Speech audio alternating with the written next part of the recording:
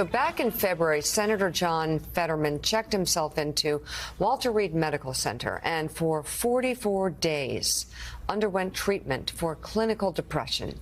He recently returned to work in the Senate, and yesterday, Joe spoke with him in what was a candid and emotional interview.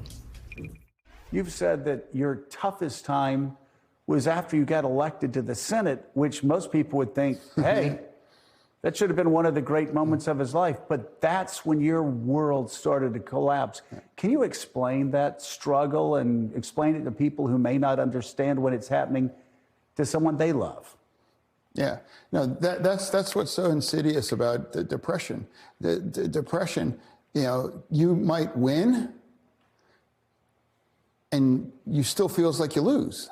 You know, actually, I laid there and watched this hurt my own children because they were confused, because they thought just because you won, you know, why aren't you should be happy. Men don't seek treatment as much as women do. I know that's an issue that's important to you now, to getting the message out to men.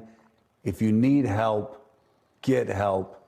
Yeah. Don't be too proud. I couldn't agree more. You know, like I would beg, you know, like this isn't a matter who's tough or who's not. I would just beg men, you know, you're not too macho, you know, it's no big deal. It's like, you're the only person you're really going to hurt more than anyone else is your family. So many people don't get quality health care treatment. What does a Senate, what does a House, what does a president need to do to give more people a fighting chance with depression, with anxiety, with suicidal ideation? It's not your just problem, it's all of our challenges. And we should have it because there might be a time where you're going to need the kind of programming like that to turn your life around. It's not a Democratic issue. This isn't a Republican issue. This isn't a hard right, hard left. This was just a human issue. I'm begging people, get help if you can. And it works. Just the way I refuse to believe that I could be able to get made better. Well, this is an incredible interview, and you're going to hear more from Senator John Fetterman in Joe's exclusive interview, also with media giant Tyler Perry and award-winning showrunner Shonda Rhimes, plus Joe's take on the news of the day in a special Joe Scarborough Presents Monday night at 8 Eastern. But that interview, you came back and you were pretty impacted by it. How was he? How was he doing? You know, he's determined. He's determined to stay. He's determined to fight through this. He feels like he owes that to the people of Pennsylvania, owes it to his children, owes it to his family. I'm going to say the thing that made him emotional, most emotional other than his children, was the love that he felt from Republicans and Democrats alike. It's the first thing that he talked about, that when he came back, everybody came up to him and said, we understand what you're going through. We have a child who's going through that. We understand this is a battle. We've been thinking about you. We've been praying for you. We're here to help you any way we can. He said there was no partisanship here. And, you know, Bob and Andrea, you all were talking about how if somebody got checked in for depression 20 years ago, it was over. I mean, go back to 72, and as you said, Thomas Eagleton. Here, we have a man who is coming up on the year anniversary of his stroke. It was so disabling for him. He won the election, then knocked down by depression, and he just keeps coming back. And we wouldn't have seen that 20 years ago. Not even close.